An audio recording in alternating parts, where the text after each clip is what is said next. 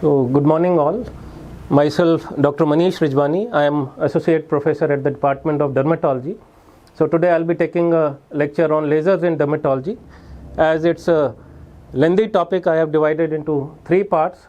So, first part, I'll be talking about the introduction, history, properties of lasers in dermatology. So what exactly is laser? So laser stands for light amplification by stimulated emission of radiation. So it's an electro-optical device that converts electricity or ordinary light energy into intense beams of pure colors of light. So advances in laser technology have progressed so rapidly during the past 2 decades that successful treatment of many cutaneous concerns and congenital defects, including vascular and pigmented lesions, tattoos, scars, and unwanted hair can be achieved. So coming to the history of lasers, so the initial concept of stimulated light emission was put forward by Einstein in 1917. Then Myman in 1959 produced the first laser, and the use of lasers in dermatology was done by Dr. Leon Goldman in 1963. Other lasers that were initially used were argon laser and carbon dioxide lasers. The revolution in lasers in dermatology came forward with the theory of selective photothermolysis put forward by Anderson and Parrish in 1980s. Now, what is electromagnetic spectrum? This comprises of all the various wavelengths of electromagnetic energy, that is radiation, that constitute light, electricity and radio waves. It ranges from very small wavelengths of cosmic rays and X-rays to the long wavelengths of radio transmissions. Visible light is one part of this range, and each color is a different wavelength. So this is schematic representation of the electromagnetic spectrum, from the large waves, that is the waves of radio waves, to very short waves of gamma rays. Different types of laser produce unique wavelength of electromagnetic energy that range from short wavelength ultraviolet rays lasers through visible light to the long infrared wavelengths.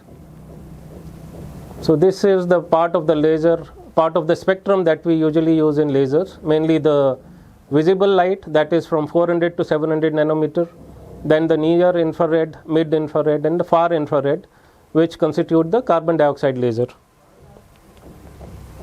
Now there are 4 basic components of every laser. So each laser is made up of 4 basic components, that is the lasing medium, the optical cavity, the power source and the delivery system.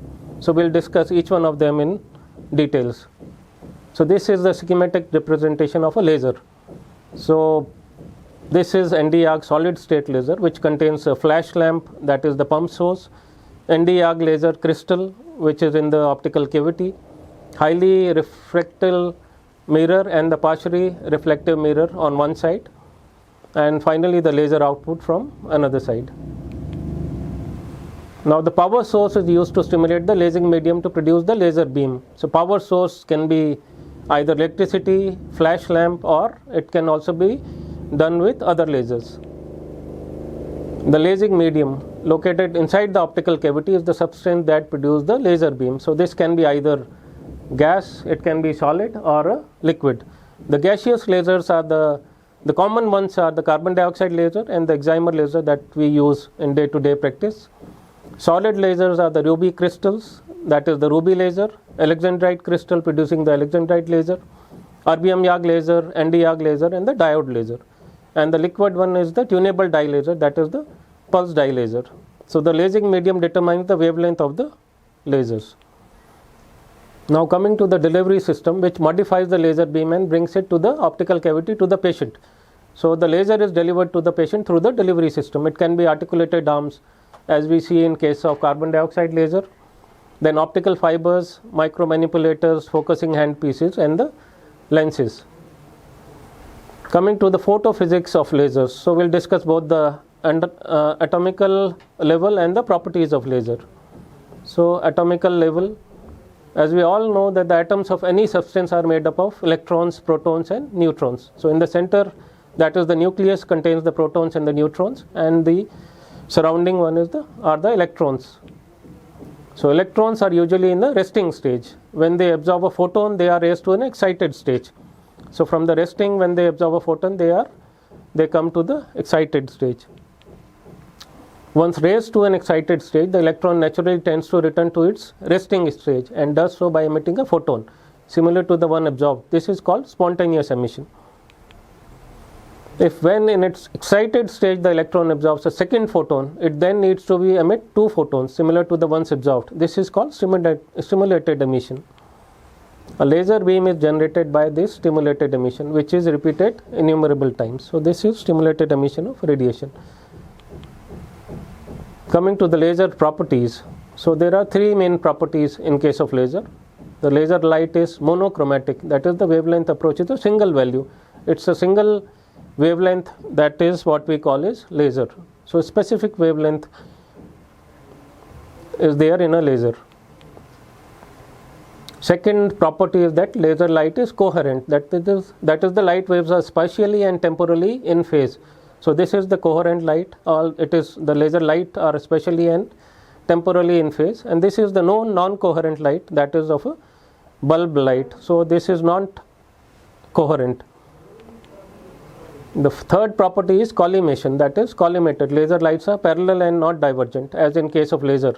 So laser, it is parallel and it is not diverging, whereas in case of a torch, the lights are divergent.